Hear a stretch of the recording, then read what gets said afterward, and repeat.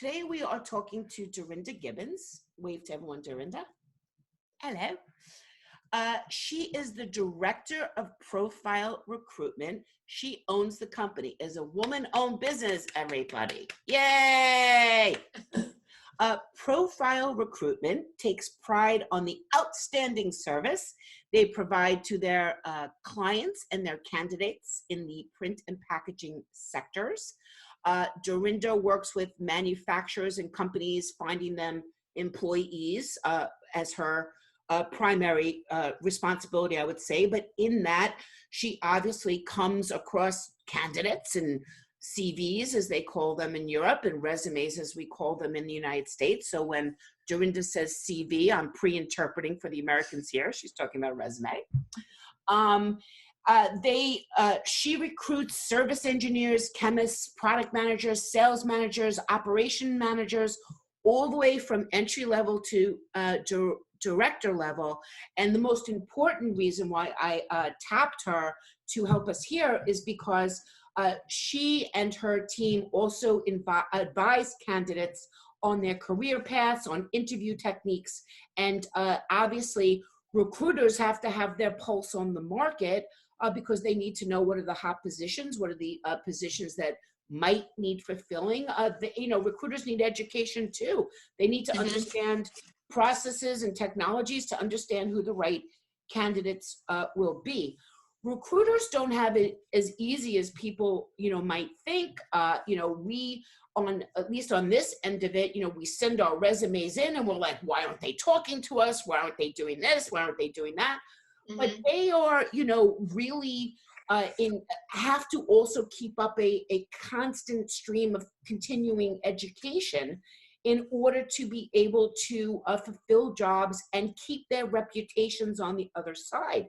You can't just randomly, just because I sent a resume in doesn't mean I'm right for this job, and doing that over and over again, and recruiters make and break their reputations on that. So that was my kind of introduction to Dorinda, and I did have an advantage because we recorded a podcast the other day, so I had some more background information on her. I wasn't just luckily knew all this stuff.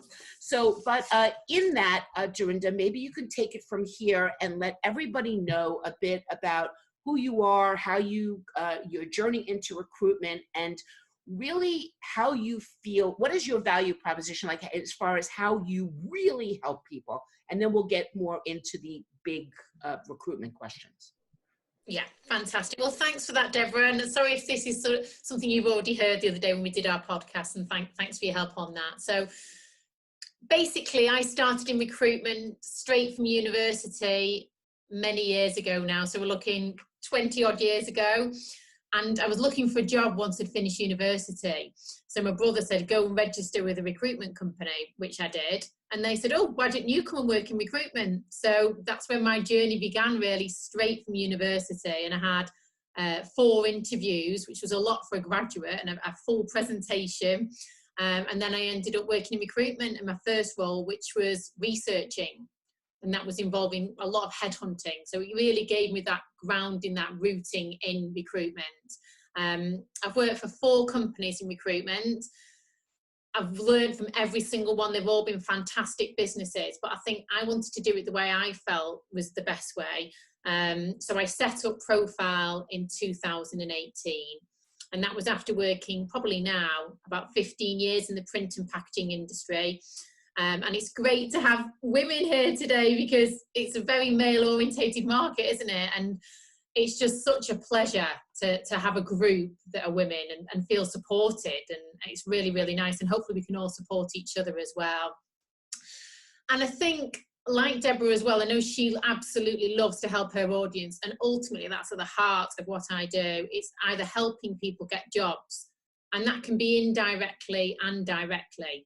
So my ultimate aim is to place them with a company, and obviously that's how I make my living, recruiting people. But I've got many people a job where I've not been paid by helping them. So it's ultimately helping people get a job and helping companies find the right people. Some of the people I've placed have made absolutely massive inroads into the companies and helped them make a lot of profit and a lot of money. So, it's helping companies find the right people, but it's helping people get a job. So that's really, if that answers the question, Deborah. Sorry, I muted myself. Yeah, I mean, yeah, they're questions, but they're also just conversations points. So there's, really no right or wrong answer other than, don't work in the print industry, because everybody should. Okay, so you mentioned that you had some jobs in print and packaging, which I didn't know. Learn in about recruitment, yesterday. apologies, as in recruitment. In recruitment. Yeah. Okay, I thought maybe you worked in the print industry. Yeah, sorry. Okay, so let's, with the caveat that we are in unprecedented times, that nobody can predict the future, in the same sense, I'm not a believer of just sitting around and waiting to see what happens and, rolling with the changes at that point, as much as I am about trying to control as much as I can about where I think everyone's going to end up, and then being there when they need something. So it's probably harder to apply that to recruitment, but I would have to imagine that after this, there's going to be shifting tides in regard to how many people are actually needed as a new remote workforce going to be developed out in the world. So based upon your experience in the past and what you're dealing with now, and maybe, recruitment conversations you're having with people, can you provide like a global recruitment 30,000 foot overview? What are the kind of recruitment concerns that you all talk about when you're drinking scotch at 10 o'clock at night with each other? I'm sorry, I just assume all Brits drink scotch because I hang out with Sarah. So. I mean, at the moment, the whole world has changed, hasn't it? And they say that the world will never be the same again. But I'm hoping that that will actually be a positive thing, ultimately, that when the world does change, it will be for the better, and it will be for everyone's lives, that hopefully our lives can be better because of it. And we've got to try and have that hope and that thought for the future. Obviously, at the moment, it's not good times, and I know everyone's got their own battles at the moment, but I'm hoping for the future it'll be a better place. And I think with regards to recruitment, there's a lot of challenges because it's difficult to recruit at the moment, isn't it? I mean, for one, a lot of companies aren't recruiting, recruitment's been put on hold. But I think the recruitment process will no doubt change now. And I think a lot of the recruitment process now will be online. So they'll be doing Zoom interviews, it will be doing Skype interviews, Google Hangouts, it'll be WhatsApp interviews. So I think it's important for people at the moment to get prepared to do an interview online, to make sure they're as prepared as they can be for that. Everything from switching your phone off, making sure your dog's not going to come in, making sure you're dressed appropriately. Treat it as an interview. Think it is an interview, but it be online. And even companies will be onboarding online. I know clients that have onboarding now. So again, if that works, which it will do, we'll have to, be people looking, how can we look at our recruitment processes? How can we have a better process where we don't have to ask someone to travel 500 miles to come for an interview? Let's cut the process shorter. So there will be a lot of more online interviews and onboarding as well. So I think that'll be a lot of change across the sector globally. Do you think that people are going to have to retrain their interview styles for online interviews versus in-person interviews? I don't think I've ever had an online interview. I mean, I do a lot of online interviews because I recruit globally. And it is slightly different. And I think ultimately the aim is always to try and meet someone before you recruit them. The clients, it's very rare that I work with a client that's not met somebody before they recruit them. So I don't know I think people will need to adapt. We're all having to adapt, aren't we? But I think we'll all have to adapt from this. And I think, it's going to be a new norm that people will have to look at that. But I think ultimately, if you can meet someone face to face, that's always going to be the preference, because it just shows a level of commitment, doesn't it, for that candidate to go there. And for the candidate, there's no better thing than seeing the culture and understanding, can I actually get to this office every day if they need to? What are the people like? So there's nothing takes away that personal contact, but I do think the process will go more online. So we're going to get into, you actually have some slide, at least a slide with a bunch of tips and tricks, which we'll get into a second. But because now that you've said that, a CV, a resume is even more important than it was before, because it is literally the thing that they're going to have in front of them. It's not you. You're not sitting there anymore. You're on a screen.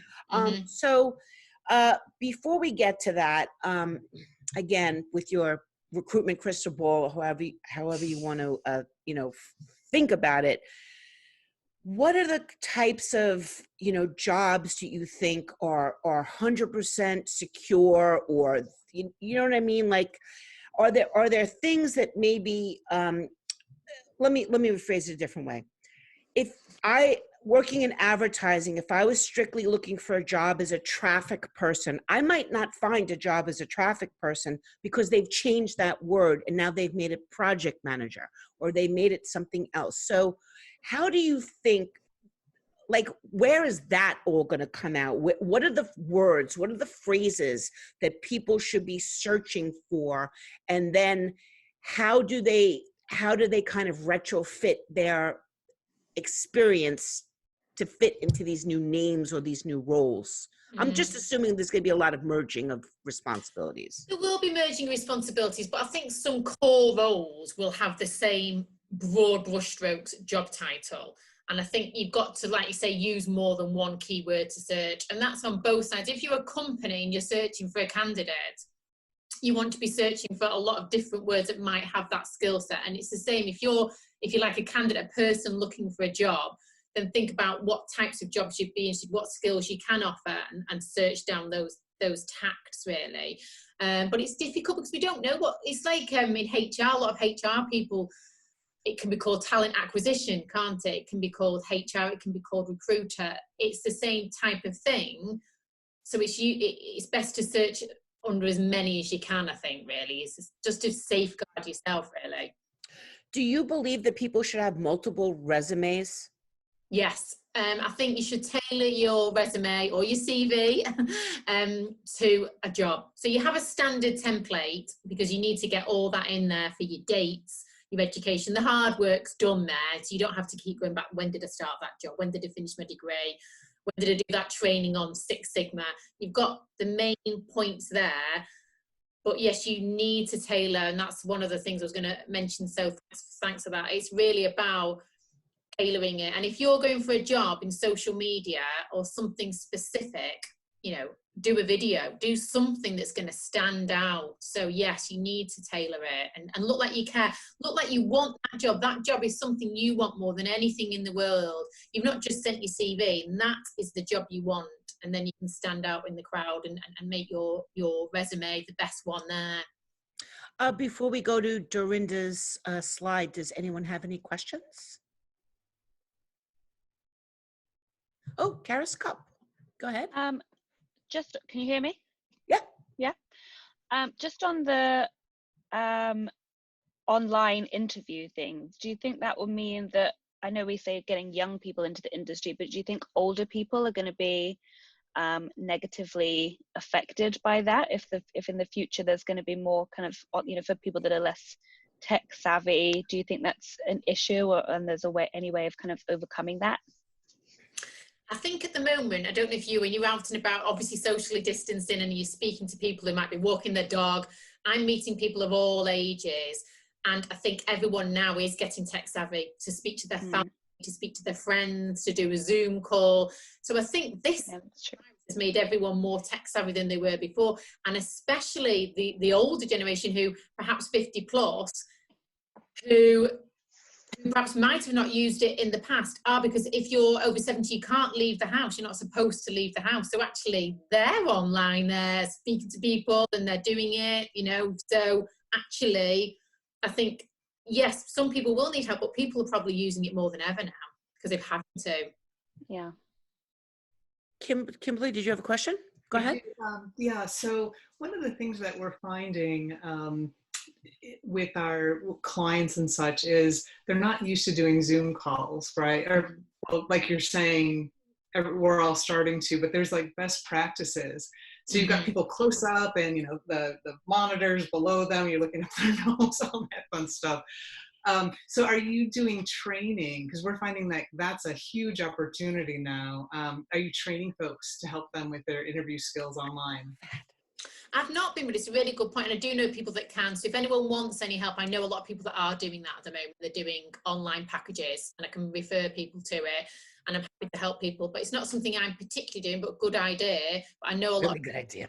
I mean, if you look on LinkedIn, it's probably inundated with people who can give packages on how to work from home, how to use these new systems. So there's a lot of help and guidance, and I would suggest people, if at all possible as well, to try and get that for free if they can at the moment, because there's so much online that people can tap into. But I would help people individually if anyone asked me for help. To tack on to Karis's, oh, Sandy, did you want to say something? Go ahead. Okay. So Deborah and Kelly and I put on print chat every week, and we did talk about careers on Wednesday. And one of the questions we had for people was, not that we all have extra time right now, but what are the skills that you're thinking about adding to position yourself for not only, you know, the coming few months, but really the next 5 years. So is that something that you're working with clients on in terms of like a longer view of the kind of skills they should be adding in terms of what the world of work will look like in 5 years versus just now or in 6 months? So do you mean, when you say skills, are you on about someone looking for a job and what skills they would be doing, or are you talking about clients that might be recruiting? I'm just talking about if you're a job seeker or maybe even just entering the job market right now. You know, would we be in better shape if, say, even though we're a packaging line worker, should we know computer skills or coding or something to prepare for what the world might look like in 5 years or what our job might look like? Yeah, I think it is absolutely imperative that none of us waste this time. Some people have got more time than others, haven't they? You know, some people are still having to work a lot from home. Some people have got children and they're not, I don't think it is homeschooling, but doing work from home. So it depends how much time, and don't beat yourself up, because I think the most important thing is to keep a positive mindset at the moment and look after yourself and not feel guilty that somebody else is learning to speak Hebrew and you've watched a film that night. So I think your mindset is absolutely critical. But I think actually, yes, let's learn. I've just been speaking to a candidate this afternoon who has sold capital equipment, sold digital printers, but they want to go into software sales. So they're going to do an online course on learning Salesforce. So anything, if you think about what you want to do as much as what people will want, so it's that bringing the two together. But if you've got a real interest in a certain area of the industry, say it be design, or you want to move more towards textiles or whatever it might be, then I would go to something you're passionate about and think internally, what do you want to do? Because if you're passionate, you'll do the best job for them possible. So if you're on a shop floor and you're doing coding and you hate IT, but you think, oh, we're going to need it in the future, who cares? Do something you want to do. Now's the time to actually live your dreams and do what you want to do. And it might be you leave the industry entirely and go and set up a llama farm or something, you know. So I think it's following your dreams. What a llama farm. If it's something you want to do and it is going to be relevant, then absolutely do it. Yeah. If that answers your question in a long-winded way. Fatima, yes. I have a question. So with printing companies, I don't know how sophisticated are and if they use any application tracking systems. Are you aware if they use that? Or Yes, if they actually physically read? Yeah, and I know percentage-wise. Sorry, you go. Sorry, Fatima. Oh. No, it's okay. Like percentage-wise nowadays, how much of an application tracking system do they depend on before actually physically looking at a resume? Really good point. Yeah, I know one of my clients is looking into that now. They're looking into that exact system and trying to get it improved. So I think it depends on the size of the company. You know, some companies don't have HR at all, so they won't have a system like that. The larger ones do have systems, and I think it's looking into that system and making it as robust as you can. So some are very much looking at that now as well. And I think it just depends on the size. And sometimes smaller companies is where I can really add value as well, because they don't know how to go to market. They don't know how to go and find the right people as well. They don't have people. But it's really important, if you do have a tracking system, to try and make sure you have a good communication channel with the people that apply for the jobs. I think we were talking the other day, Deborah, about you have the black hole of where your CV or your resume can land. And it's making sure that people actually know that their details have been received, and they are kept in touch with throughout the whole process, and they have a positive interview experience, because they're more likely to want to go and work for that company. So it is something, I'd say not enough. I think a lot of companies are looking more into that though. That's such a great point. Now, just tack on to that, if I may. It's really important to understand how those artificial intelligence programs reading resumes read them, so that you can stack your keywords, which is what they're really looking for. Yes, yeah. It's almost like creating a resume to program this artificial intelligence to go, oh, that's what I'm looking for, because it ticks all the words. So just as a follow-up, again, you with your damn ideas, Fatima, you always have something good down there. But that is, I think we can follow up with this in understanding how those digital tools are weeding people out, and how we can prepare for success by programming them the right way. Excellent topic. Okay, if there's no more questions, we can switch to your tips and tricks, and then ask questions, as we're going along. If that works for you. Yeah, I'll just pull it up now.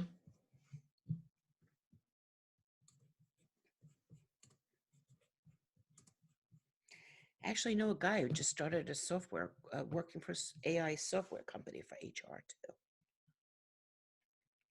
So can everyone see this now? Yes. Yeah.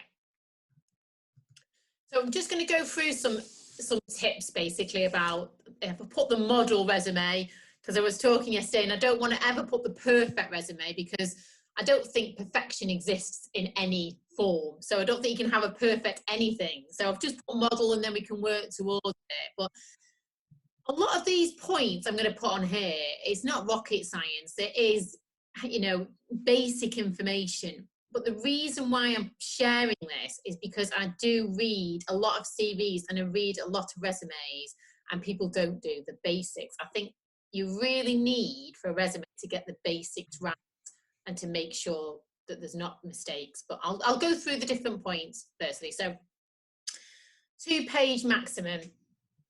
People just are not going to read resumes and CVs if it's got, I had one, I was saying to Deborah the other day, that was 10 pages long. And you got to think about your audience. People have not got the time to read a 10-page document. So really just stick to 2 pages and get it all in there, nice and concise, bullet points. So 2 pages. I'd always start at the top with a factual summary. And this should not be, I was saying to Deborah the other day, it shouldn't be, Deborah is, a wonderful human being who likes to ride horses and sit with ponies at the weekend, or whatever you like to do. It needs to be factual. And, it should be what you actually do, who you do it for, and why you do it. So facts in there, because someone might read that summary, and then they'll literally scan the rest of your CV, the rest of your resume. They'll have seen everything they want to see in your summary. So it should be really, really factual, succinct, like a sales tool of why someone should interview you. It's your sales pitch, really. So that's number 2. Well, before you yes, move off of number 2, can you just define what you mean by factual? Because I think that was an interesting point you made the other day. Oh, yes, yeah, and I think we were talking about education as well. But yes, I think really just exactly what you do. So say exactly what you do. So if you're a salesperson, an accomplished salesperson that sells wide format printers into whatever market, what area you cover, what you would perhaps just throw one key achievement in there that's managed to sell £2 million worth in the last 12 months, or something, some factual information about what you actually do, so that anybody could read your resume or CV and understand in plain English what you actually do. So that's what I mean by factual, just to have exactly what you do, rather than wordy that someone's a very good communicator, you know, that somebody really gets along with people, that someone's got a really good track record. It doesn't need to be words, it needs to be facts about what you've actually done. Does that make sense, Deborah? Yep. Number 3, which we talked about before, you can't really just have one resume, one CV. You need to apply it for the job you're going for and look like you really put some thought into it. So whatever they're looking at, you want to tailor it. Always be truthful and honest though. You know, don't start putting stuff in there because you think they want to see it, because that's not going to help anyone, but tailor it to the one you're going for. And just talking about before, about the keywords. So if it's in inkjet, if it's print, if it's packaging, if you've done Six Sigma, or you've done lean manufacturing, or you know you've learned to use Salesforce every day. A lot of people use Salesforce, and they want someone who's used Salesforce. So anything that you think an employer will be looking for, use that in your keywords. So details, include your month and year. HR people really don't like it when people put on their CV, worked at this resume as well, sorry, worked at this company 2018 to 2019. You could have been there for the whole year, or you could have been there 1 month. You know, so you need to put the month that you've actually started work. And again, it sounds basically, you get this a lot of the time, and people don't know how long you've actually worked there. And make sure it matches with your LinkedIn profile as well. Because I see quite a lot of resumes, and you look on their LinkedIn profile and it's different. And companies immediately, alarm bells will go and think, well, why is that different? Why are those dates different? Did they not actually work there? So always be thinking about who your audience is. I suppose it's like sales, isn't it? They say always be thinking about who you're selling to. With your resume, who's going to read your resume, and what they're going to be looking for. And recruiters will check on both, so make sure that matches up. A factual record of your education and training. I see a lot of people's resumes, and they'll have on there, so I've got a degree in electrical engineering, but they haven't. They've done 2 years, and when I've asked them, they've not actually completed that degree. It shouldn't be on you unless you've completed it, or if you have to, put 2 years or not completed if you feel that you need to put it on.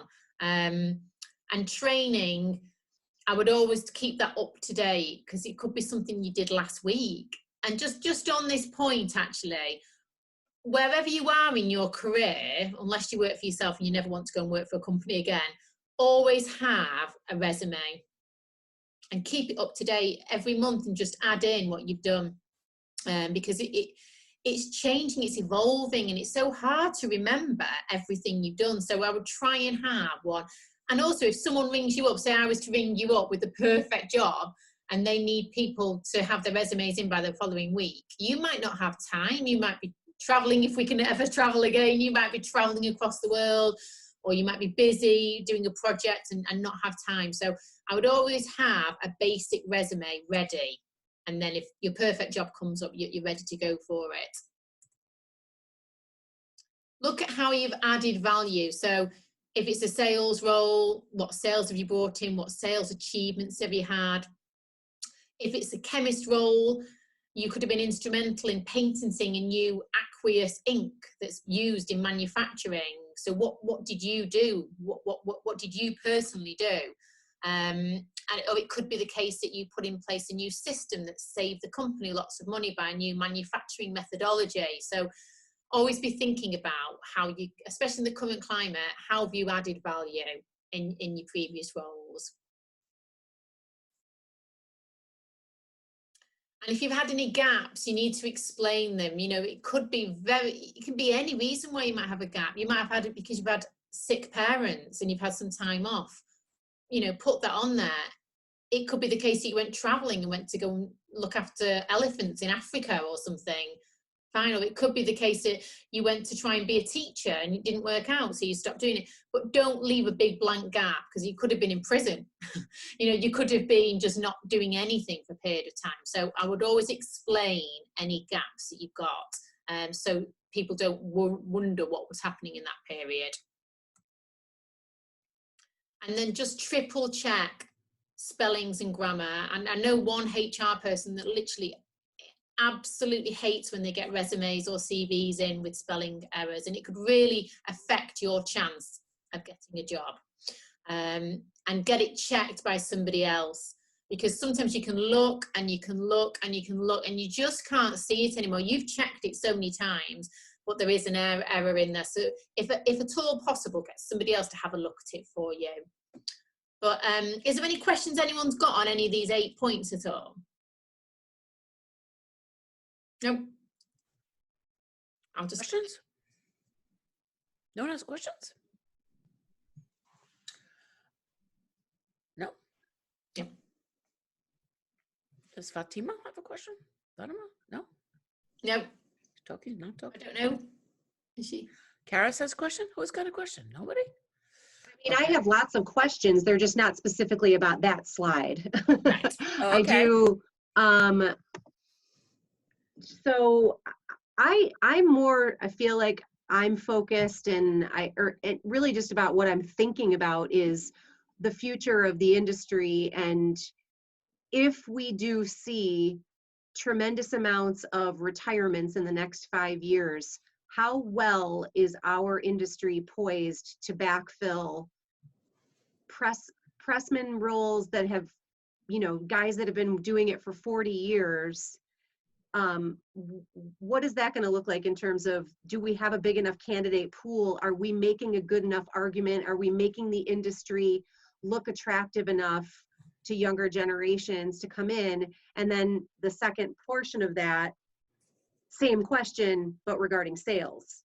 And I guess more on that is, do you think that we need to start looking at altering the compensation structure of the sales role that we typically see it into more of a hybrid marketing engagement sales kind of role that's different than what we see of the guys? You know, again, I keep thinking, and I'm not just making it up in my head, I know it because I see it, you know, guys in their 50s and 60s who've been selling in a very traditional way for a really long time, they're gonna retire at some point. Oh, completely. And Completely. how do we now, Kelly? Yeah, and that's what I'm thinking is, like, are there a bunch of guys at home right now going, F it, I'm not going back? Yeah, I wouldn't be surprised. I wouldn't be surprised at all. I think it's something that I've been very much looking at. I did a presentation at the Inkjet conference last year about attracting and keeping talent, and a big part of it is we do need to get more people into the industry without a shadow of a doubt, and getting that because there's going to be a lot of people dropping off one end, and we need to make sure there's people coming in to get that. So I am dealing with a lot of the universities at the moment, and that's about bringing graduates into the market, and that can be chemists or engineers.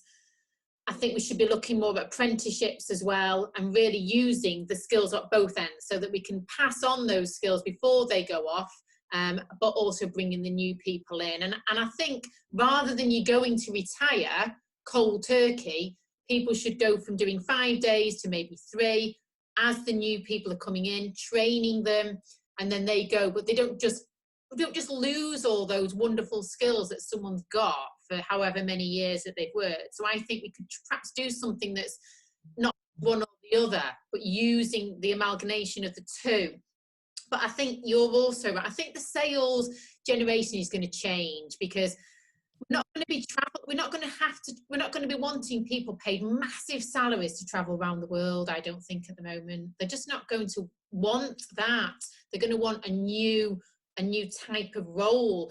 So I think it will be a good idea to look at something, a combination of sales, marketing, looking at brands, looking at people that are going to benefit the company. So I don't know how that's going to work, and it will take time, but I think it's not going to be just paying someone to travel. paying them massive, massive salaries. I think it will be a different way of working. I don't know if you think that, Kelly. Yeah, but I mean, I'm most concerned that the owners of the companies are on that page, right? Do they know, like, are they prepared? Do they see it coming? I mean, that idea about letting somebody kind of gracefully step away and take, work less and kind of maybe partner them almost like a big brother, big sister kind of a role is genius. But do the companies see that? And do the companies understand that, again, to me, it really needs to be a different compensation structure. It needs to be a different, again, our job is to attract them to the industry and say, this is a really cool job. Being in sales in the printing industry is a really cool job to have. And here's why. Yeah. Yeah. And here are the things you get to do. And again, even this kind of framework. Yeah, you can have sales calls on Zoom. You can do, you're right. We don't have to put people on airplanes to send them to make sales calls. No. There's also something else that came up, another conversation I was having with somebody about books of business and how absolutely useless that is now. So all of those people who are walking around like, I've got a book of business. No, you don't. You don't even know if those customers are back. You don't know if that company is coming back. Like, all those legacy relationships are gone, which is really good news for a lot of people and really bad news for a lot of people. But Kelly, to your point, and stuff that you've been saying for years, just like all the web to print guys get to say ha ha ha to everybody now, all of the sales coaches and everybody who's been saying you have to be able to develop content. You have to be able to communicate to people through storytelling.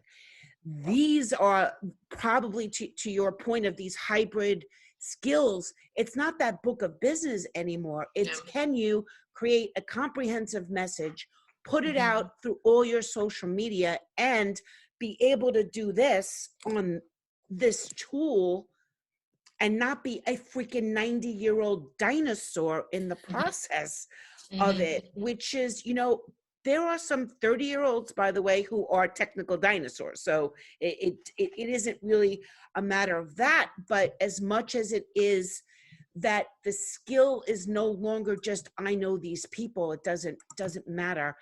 Donna, I believe you wanted to say something before. Yeah, Dorinda, I'm a recruiter here in the U.S. Oh, brilliant. Yeah, and what it's very different out there. I mean, I am very disappointed, I would say weekly, if not daily, in the attitudes of some of the owners of the printing businesses here in the U.S. Okay, now I need to know everything. What is going on? Say more about that. Please elaborate. Well, I mean, it's just us girls here, right? Yes. Hold on. Just so you know, I am recording and I will share this recording. So don't mention names. Don't mention anybody. No. I just wanted to let you know that. Okay. But I mean, I do feel that although the industry is becoming more into the 21st century, it still has a long way to go. It does. I mean, if you pull up pull up 20 printing companies in the U.S., Dorinda, and look at who their leadership team is. Or just look at their website and try to get over that. Old white dude, old white dude, old white dude. Yeah. Yes. And one female HR person. Right. I mean, that's a fact. You can definitely record this. That's why it's factual. It's factual, isn't it? You just be factual. So yeah. That's why we feel somewhat as a anomaly, because we are women run. We have a woman president. We have a woman that's in charge of sales and marketing, and I head up production. So we feel like we're really in the minority. And this is why I'm so attracted to what Deborah and Kelly are doing, because I feel like we have some type of kinship with all these other women out there, because we really do feel like we're living in a man's world and it's being run in a man's world. Yes. And how do we overcome that? I do believe that what I'm seeing in the next generation of women hopefully are going to be more entrepreneurial And, you know, we're raised that way. So the 30-year-olds now, I do think the industry, it has to change. I think it has to change. I mean, to stay in business, it has to change. I think there's almost like to me, it fits in with your point before, Kelly, about bringing new people in, but also attracting both male and female to the industry.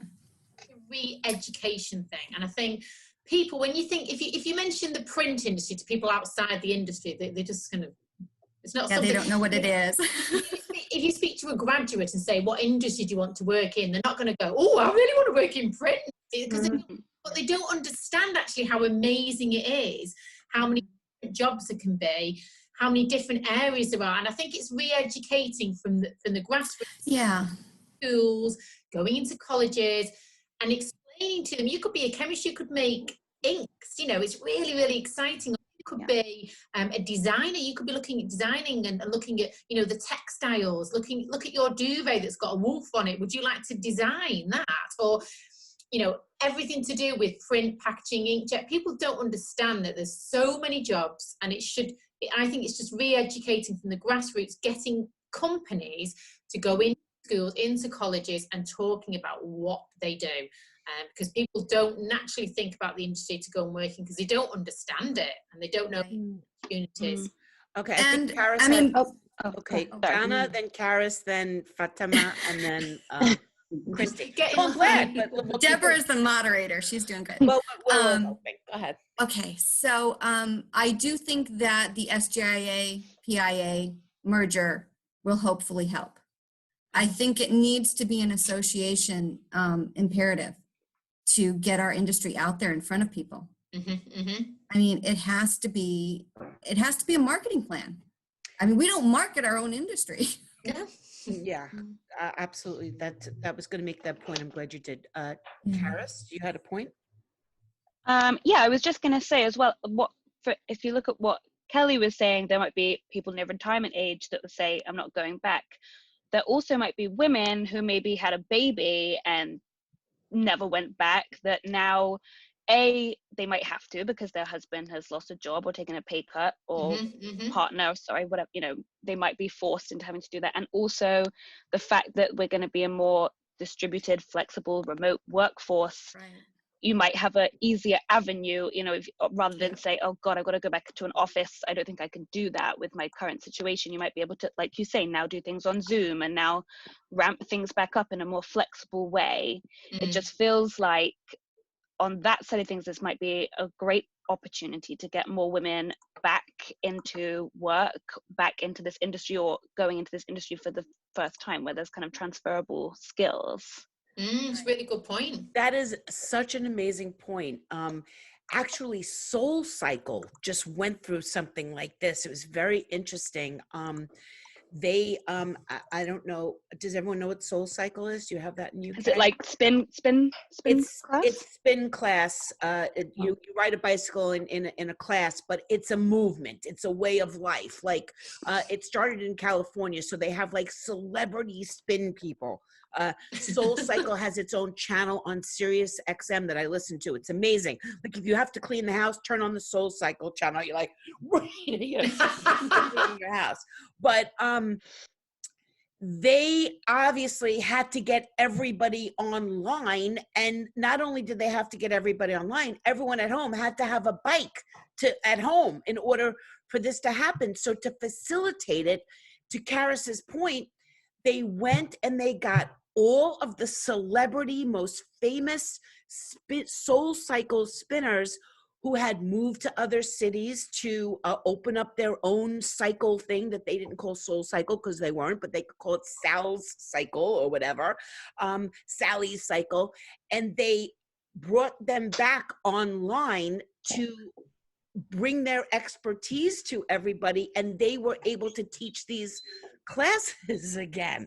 So this is such a great idea. There are think of all the people who haven't been able to come back or even start because they are taking care of a grandparent, or I mean things that have nothing to do with Corona. I love this as a strategy to open up our conversations to people who can work flexible. If we can get this to a flexible work situation, Karis, I think you're right. We can empower an entire new generation. I don't mean like age generation. I mean group of people to come back in and contribute. I love this as a concept, and I think we should all get on this. Look for the people we know who have stopped working for some reason. Yeah, no, I think you're exactly right. And we won't forget it's your idea, Karis, either. No, it's my idea, TM. Damn it.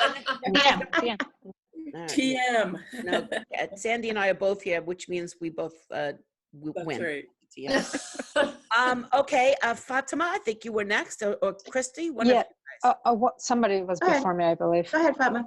Okay, so it's one comment regarding schools and education. I am surprised because I've gone to a couple of colleges and they don't have the technology that we're using. So they're actually naive. And I'm thinking myself, why aren't colleges reaching out to companies to find out what's the latest technology? All the time. Everybody does, but I'm just saying I'm very involved in this, and it's every software company in America tries to donate software to schools because they obviously want them to learn it so that they can, use it out in the workforce. Okay. The problem is they don't have any printing equipment to use the software with. And the printing equipment they do have, one of the schools reached out to me once and they said, we have a press here and we can't get anyone to help us fix it. I'm like, I'm going to get you help to fix it. You know why they couldn't get help to fix it? It was from 1970 freaking 3. There was no like even parts that lived in a museum that they could get. Like Frank Romano couldn't even fix this damn thing. Wow. That's kind of that is the problem. The better structure for it is what they kind of do in England with these apprenticeships, is to bring the kids out of the schools and into the print shops and into the manufacturing plants. And what I always tell the recruiters is, if we have to reach the high school guidance counselors, because they're the ones that have the most influence on everybody.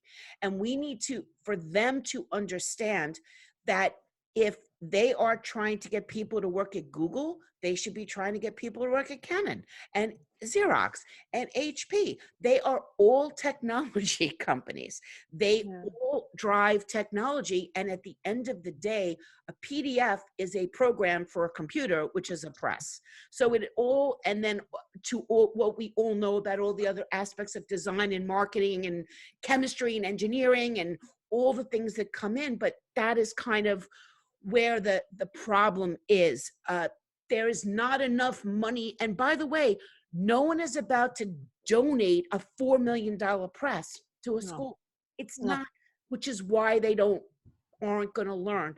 The way they're going to learn is to get them out of the school and into your print shop somehow. Yeah. Christy, did you have Fatima, did you have any follow-up on that? Or I had another, I actually had a question.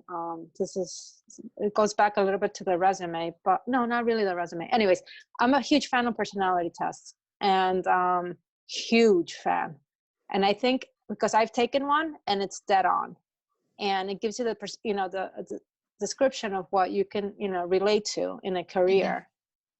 Is there such thing right now for printing where there's a list of all print jobs out there and relating it to your personality? Because, when you put somebody in a department and they completely have a different personality for that role, as much as the resume is freaking awesome, it's not going to work out.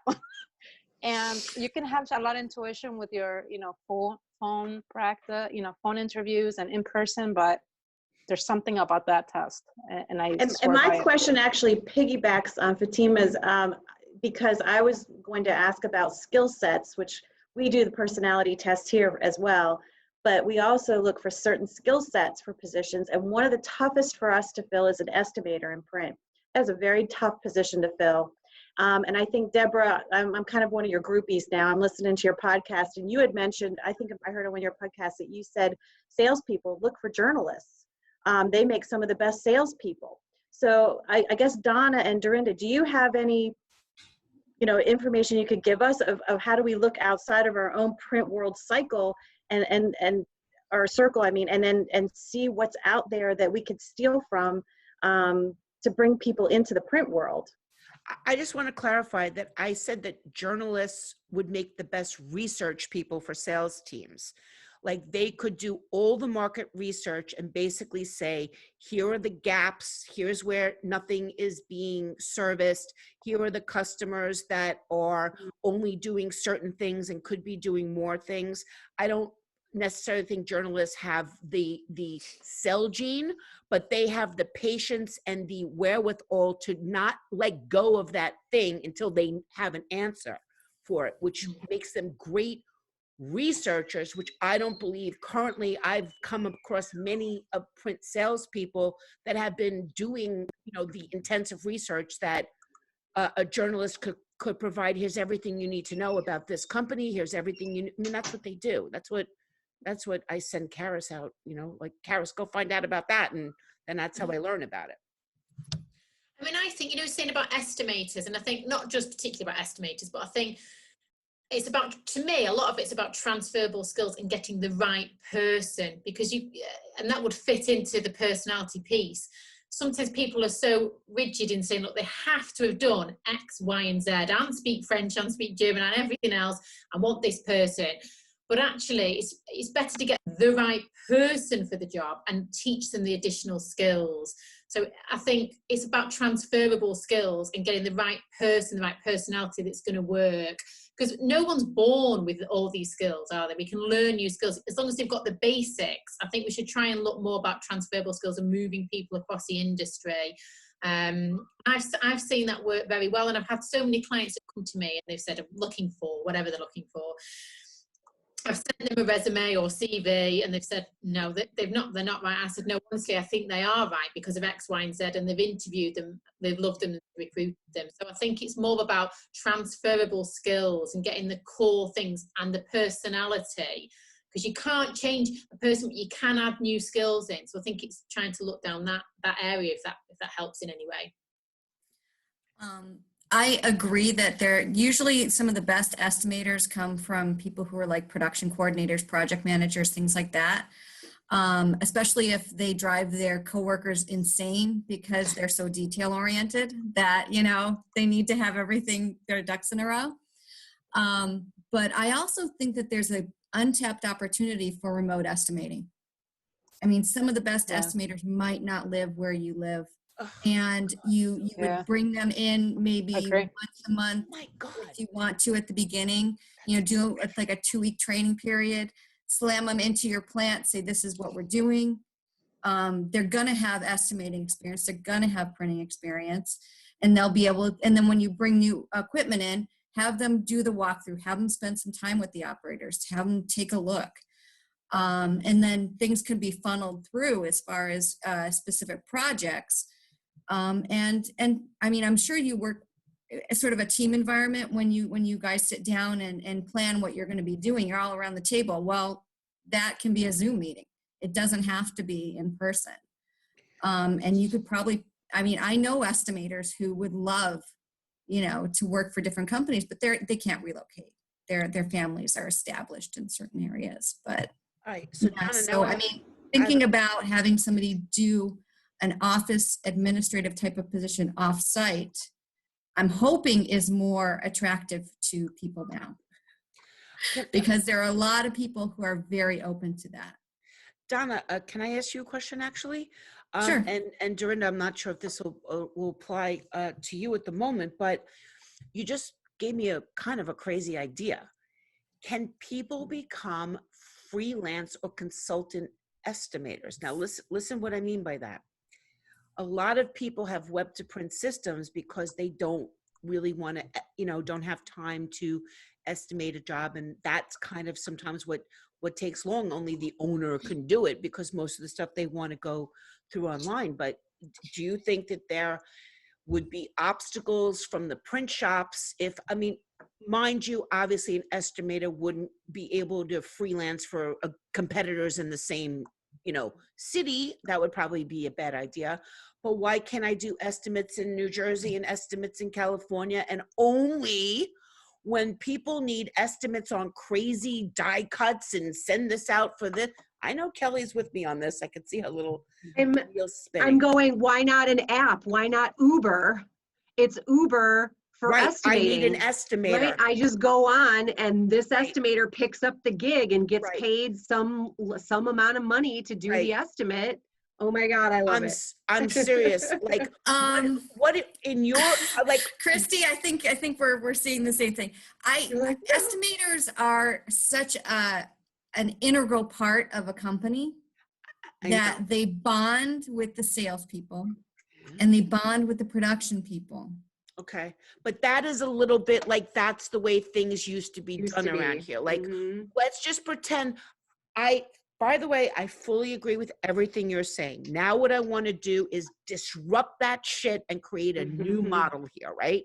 So I guess what I'm hearing you say is one of the first objections would be, no, our estimators need to be friends and ingrained with our salespeople. Is that correct? Not necessarily, but they play off up the reins on this idea of the projects that you've done.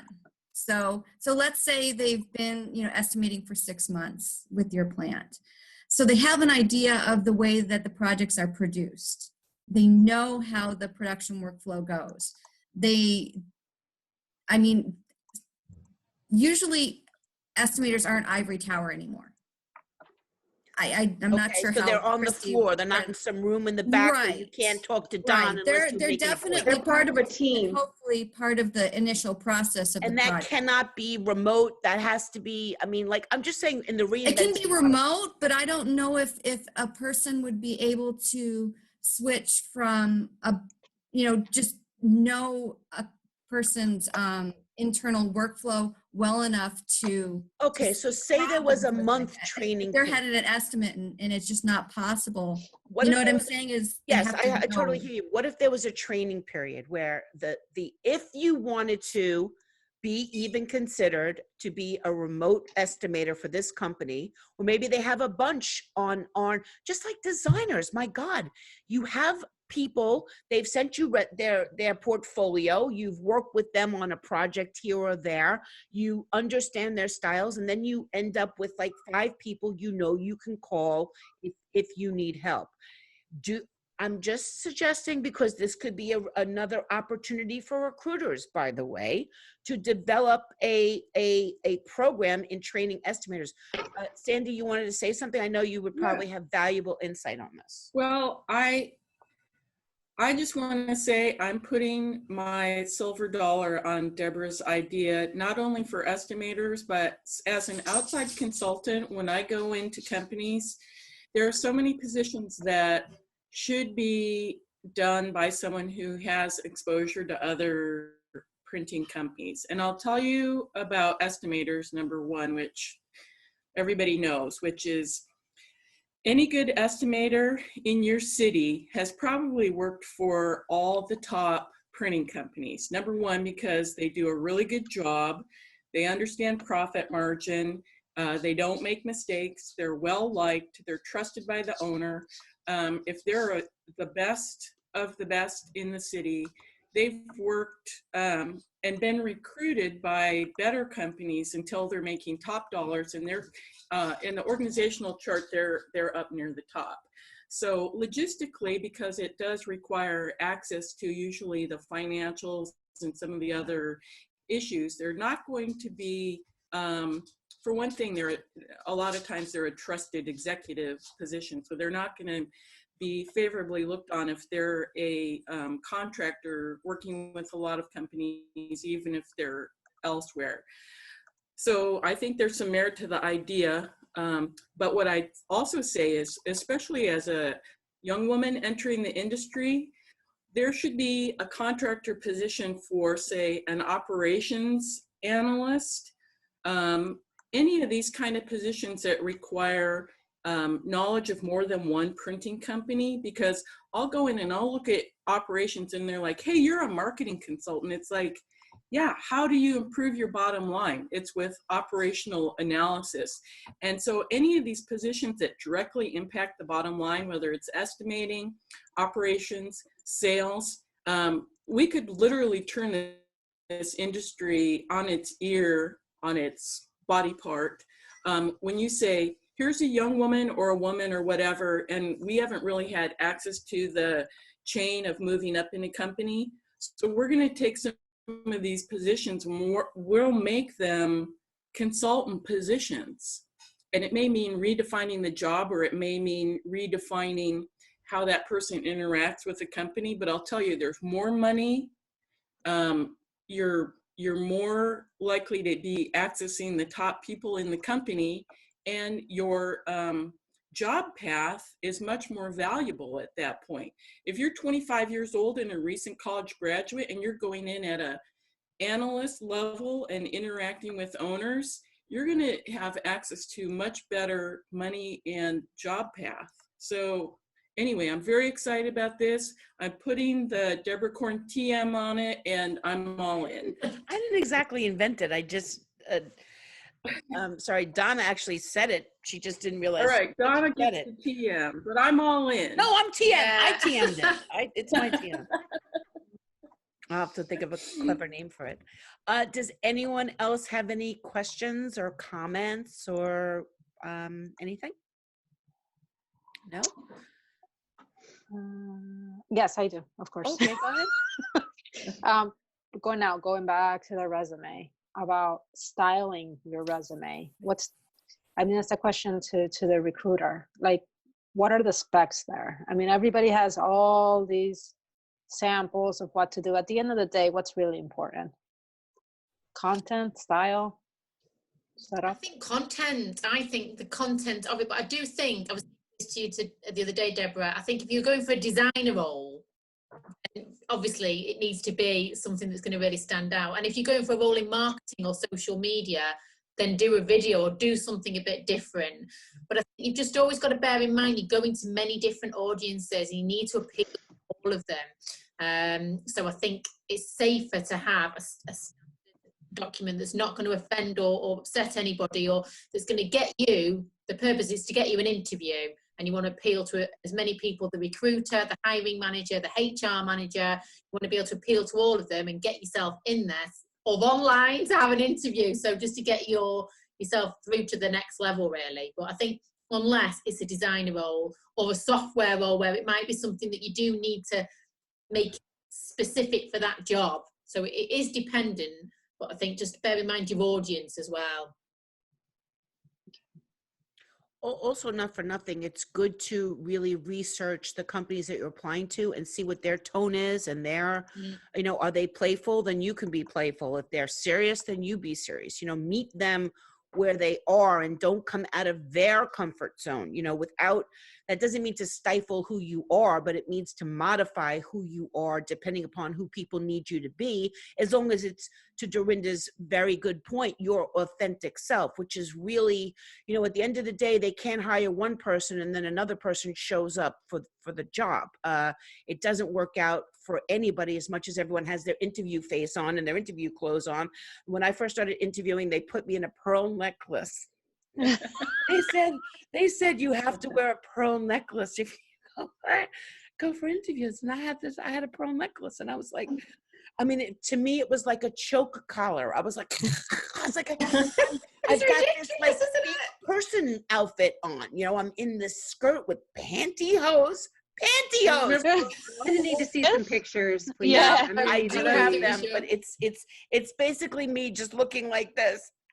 And not understanding why I never got a job until I was just like, screw it, I'm not doing it anymore. And then I was actually relaxed at job interviews, and a little bit about me could come out, and more doors and opportunities started to open. So recruiters will give you the best advice because obviously they have a vested interest in making sure that, if you get that job, they get paid. That's how it works. But in the same thing, they want to send the best candidates over there. So listen to them to the point until it compromises who you are. At least that was my experience with it. You know, I've had horrible good experiences and fantastic ones. So, yeah, okay.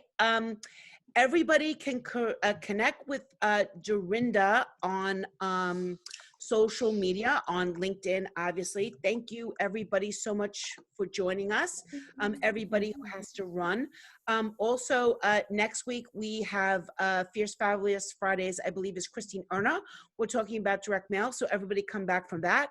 I see Carla is on this meeting. She's going to do one on translation, which I mentioned to everybody on the webinar yesterday. Was a fantastic opportunity for print shops. Why print it once when you could print it 3 times? No, and open up entire new communities to yourself. So thanks everybody so much. Dorinda, thank you so much for your time. And as I've been ending all of these, stay home, stay calm, and stay healthy, everybody. Thank you so much. Thank Good you. weekend, everybody. Thank Deborah. you. Thanks. Bye-bye. Bye, everybody.